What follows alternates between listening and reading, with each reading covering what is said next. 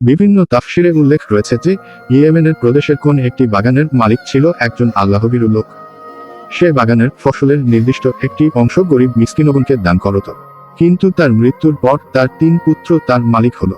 তারা ভাবল যে আমাদের লোক সংখ্যা অনেক, আমাদের পরিবার পরিজনের তুলনায় বাগানের ফসল সম্পদ খুবই অপ্রতুল, সুতরাং গরিব মিসকিনগণকে ফসলের নির্দিষ্ট একটি অংশ দান করা আমাদের পক্ষে সম্ভবপর নয়। কিন্তু কোনো এক ছেলে এই চিন্তাধারার বিপরীত ছিল। সে গরিব মিসকিনের প্রতি ছিল সহানুভূতিশীল, তবে তার কথায় অন্যান্যরা কান দিল না। তারা প্রতিজ্ঞা করল যে আগামী দিন সকালবেলা আমরা ভিক্ষুক দল আসবার পূর্বেই গিয়ে ফসল কেটে আনব।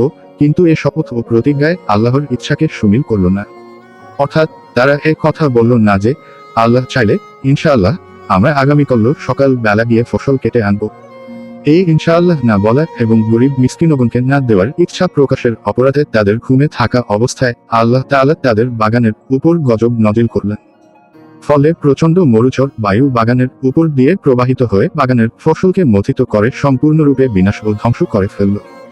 বাগানটি দেখলে মনে হতো যে মথিত হয়ে চর্বিত ফসলের ন্যায় হয়ে গেছে। অতঃপর অতি প্রত্যুষে তারা পরস্পর বলাবলি করতে লাগলো যে তোমরা ফসল কাটতে চাইলে সকাল সকাল বাগানে চলো, ভিক্ষুকের দলবীর জমাবার পূর্বেই ফসল তুলে আনতে হবে।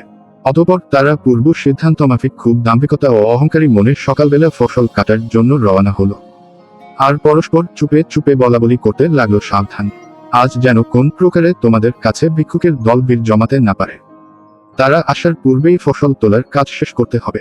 ভিক্ষুক ও গরিবদেরকে তাড়িয়ে দেওয়ার মনোভাব নিয়ে তারা বাগানে পৌঁছল।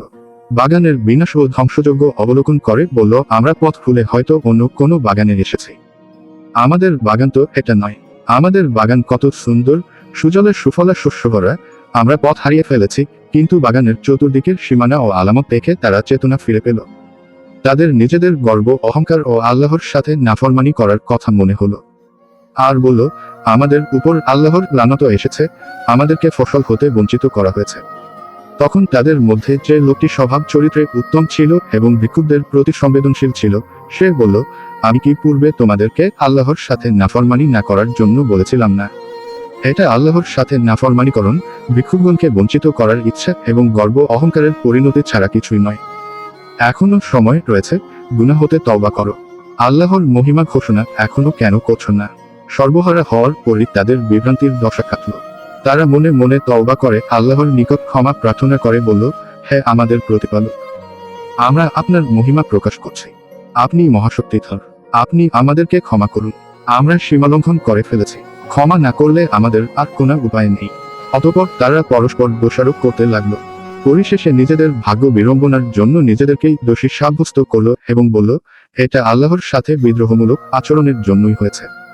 তারা আল্লাহর নিকট খাঁটি অন্তরে তওবা করে আশা করল যে আল্লাহ মহা ও অতিশয় দয়ালু। সুতরাং আমরা আশা করতে পারি যে তিনি নিজ গুণে আমাদের ক্ষমা করে বাগানের পরিবর্তে উত্তম বাগান আমাদেরকে দান করতে পারেন। আমরা আমাদের যাবতীয় সমস্যা তার নিকট অর্পণ করলাম এবং তার দিকেই মনোনিবেশ করলাম। তাফসীরকারগণ লিখেছেন, তাদের এই তওবার ফলে এবং নিজেদের যাবতীয় সমস্যা আল্লাহর নিকট সোপর্দকরণ এবং 70 দিনের ধারক হওয়ার কারণে আল্লাহ তাআলা এটার তুলনায় অনেক অনেক গুণ উত্তম ও সুজলা সুফলা শস্যভরা উদ্যান দান করে অপূর্ব সম্পদশালী করেছিলেন।